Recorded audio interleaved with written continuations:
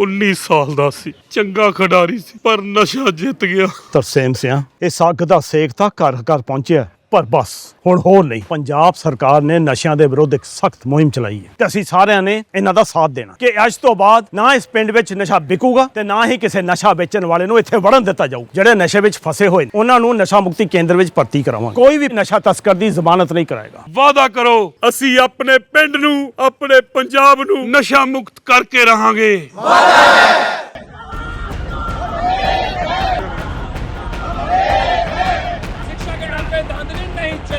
नहीं चलेगी, नहीं चलेगी। दिल्ली के जनता के साथ लूट नहीं चलेगी, नहीं चलेगी, नहीं चलेगी। काला धंधा बंद करो, बंद करो, बंद करो। रेखा गुप्ता मुर्दाबाद, मुर्दाबाद, मुर्दाबाद।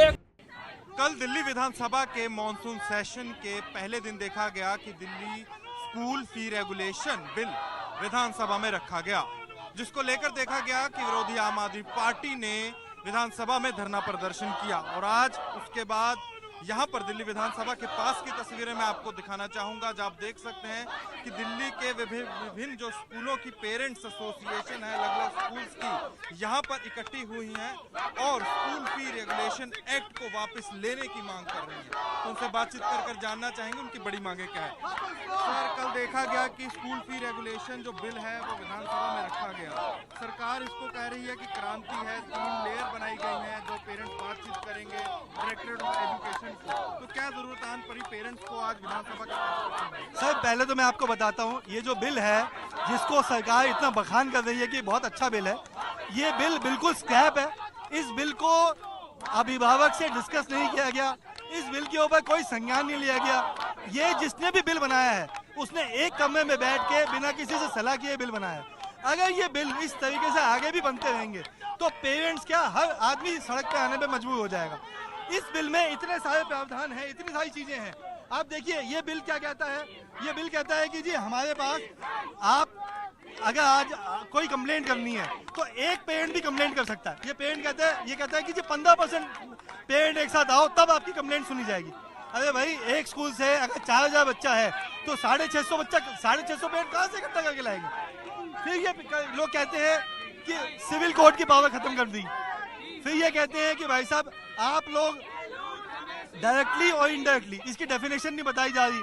कोई बिल में इतने सारे आप देखिए बिल में इतनी सारी चीजें हैं जो कि आप ये समझ लीजिए कि कहीं से कहीं तक भी किसी भी कानून मतलब पॉइंट को अगर ये लोग सही से देखते तो बहुत सारी चीजें ऐसी हैं जो कि बिल में ध्यान नहीं रखी गई है।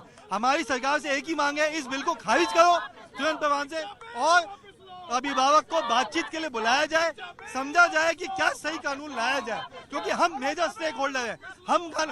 हमें पैसे देने हैं, स्कूल को पैसे नहीं बढ़ने, पैसे हमें बढ़ने हैं।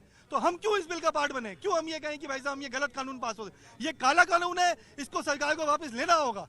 सरकार को ये संज्ञान लेना होगा कि हम लोग अभिभावक है, हम लोग कोई ऐसा नहीं है कि सड़क पर चलते हुए कोई भी राहगीर है जिसको कैसे मर्जी रोंद के चले जाओ। हम लोग अपनी बात रखने आए हैं, अपनी बात रख के जाएंगे, नहीं सुनी जाएगी तो सड़क पर यहीं बैठेंगे जब तक कानून ये चलता रहेगा। ये आंदोलन यही नहीं रुकेगा, ये आंदोलन यही नहीं रुकेगा। अगर दिल्ली के अभिभावकों को यहीं पे बैठना पड़ेगा, अनशन करना पड़ेगा, तो दिल्ली के अभिभावक अनशन करने के लिए तैयार हैं। अगर इसके लिए अगर मुझे अपनी जान भी देनी पड़ेगी तो मैं अपनी जान देने के लिए तैयार हूं।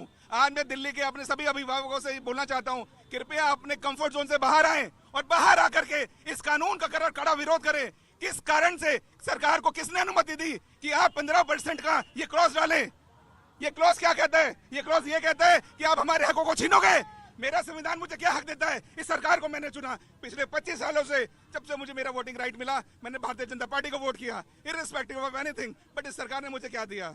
इस सरकार ने मुझे कुछ नहीं दिया।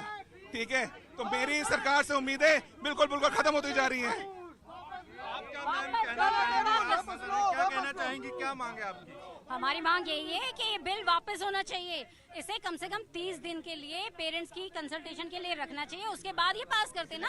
जो भी सिलेक्ट कमेटी में इसका प्रावधान है तो सिलेक्ट कमेटी में भेजो, वहाँ डिस्कशन होगा, उसके बाद अप्रूव हो।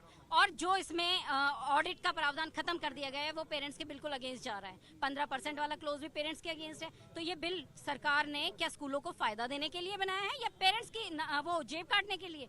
हमें तो कुछ भी समझ में नहीं आ रहा।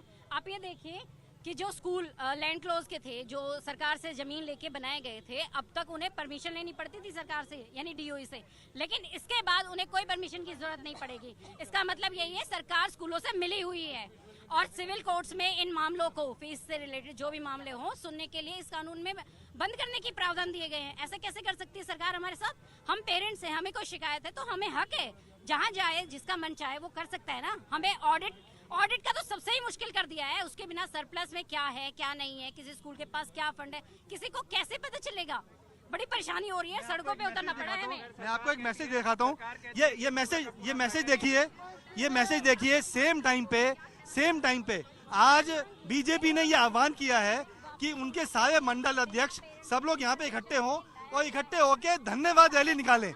ये बीजेपी का मैसेज है, ये बीजेपी के ग्रुप से घूम है। वो कहते हैं धन्यवाद रैली निकालें। अरे भाई, पेरेंट्स किस चीज का धन्यवाद देंगे? पेरेंट्स इस चीज का कि हमारा आप गला काट रहे हो, हमारा शोषण कर रहे हो, इसलिए आपको वो करेंगे। ये काला कानून है, इसको वापस देना पड़ेगा हमारा। ये देखिए, ये आप जो ये बिल ला रहे हैं, आप इतने सालों के बाद, 1973 के बाद आपको क्यों बिल लाने की जरूरत पड़ी? सबसे बड़ा सवाल ये है, सरकारें पहले भी थी और आज भी है। आज तो इनफैक्ट आपके पास डबल इंजन की सरकार है। उसके बाद बच्चों के हित को ना सोच करके आप स्कूल के हित में ये ट्रांसपेरेंसी की बिल ला रहे हैं, लेकिन इस बिल में आपने मोटे मोटे ऐसे क्लॉज रखे हैं जो कि 100% स्कूल को फेवर कर रहे हैं। 15% का मतलब होता है अगर आपके घर में चोरी हो गई तो आपको 15 लोग के चोरी करने का इंतजार करना पड़ेगा। नहीं, हमें हमारा अधिकार पता है। आपने इसमें स्कूल के ऑडिट का प्रावधान नहीं रखा है। हमारे दोनों बच्चे एपीजे स्कूल में पढ़ते हैं, उनका नाम काट दिया गया। क्यों नाम काट दिया गया? नोटिस पे नोटिस आते हैं। हम आपको जो चेक भेज रहे हैं इतने सालों से, आप उस चेक को रिटर्न कर रहे हैं, ये मान के रिटर्न करते हैं कि ये जायज फीस नहीं है। तो फीस तो हमारे हिसाब से जो डीओई अप्रूव्ड फीस है वो फीस है, हम वही फीस भेजते रहेंगे आपको। आप बच्चों के ऊपर में एक अलग से ट्रांसपेरेंसी बिल ला करके आप ये दिखाना चाह रहे हो कि हम आप पे एहसान कर रहे हैं, बट ये एहसान नहीं है। ये स्कूल और आपस में पीटीए मेंबर्स कौन होते हैं हमें आज तक पता नहीं चलता है। वो सारे आपके नुमाइंदे होते हैं, हमारे नुमाइंदे नहीं होते। तो ये कुल मिलाकर के ये सोची समझी एक राजनीति है जो सरकार हमारे मत्थे मढ़ रही है, इसको हम कभी बर्दाश्त नहीं करेंगे। स्कूल वही फीस चार्ज करे जो फीस जायज है। बच्चे इस देश का अधिकार है, इस देश के आने वाली पीढ़ी है, तो उसको आप उसका हनन नहीं कर सकते हैं। ये एक बहुत बड़ा मसला है, ये छोटा मसला नहीं है। तो मैं सरकार से ये गुजारिश करूंगा कि आप कृपया दोबारा इस बिल में संशोधन का प्रस्ताव रखिए, ऑडिट लाइए, 15% क्लॉज को निकालिए और हमें एज ए पेरेंट मौका दीजिए कि हम आकर के आपसे डिस्कशन करें। तो ये आप तस्वीरों में देख सकते हैं कि कैसे जो नाराज अभिभावक हैं दिल्ली के अलग अलग कोनों से यहाँ दिल्ली विधानसभा के पास इकट्ठे हुए हैं। दिल्ली विधानसभा के मॉनसून सेशन का दूसरा दिन है, जहां आप देख सकते हैं कि दिल्ली के विभिन्न जो प्राइवेट स्कूल हैं उनके जो अलग अलग पेरेंट्स एसोसिएशन है, वहां के जो पेरेंट्स हैं यहाँ पर इकट्ठे हुए हैं, क्योंकि कल दिल्ली विधानसभा में देखा गया था कि फी रेगुलेशन बिल लाया गया था, जिसको लेकर आम आदमी पार्टी ने भी विधानसभा में हंगामा किया था, मांग की थी कि इसको सिलेक्ट कमेटी भेजा जाए। और वहीं जो पेरेंट्स हैं उनकी कुछ मांगे हैं कि पहले इस बिल में कोई ऐसी बात नहीं कि जो पिछली फीस बढ़ाई गई है उसके खिलाफ क्या कार्रवाई होगी, और साथ जो 15% पेरेंट्स के कंसेंट का क्लोज है उस पर भी जो पेरेंट्स हैं वो अपनी नाराजगी जाहिर कर रहे हैं। कैमरामैन अजय ठाकुर के साथ अनमोल बाली की दिल्ली से रिपोर्ट।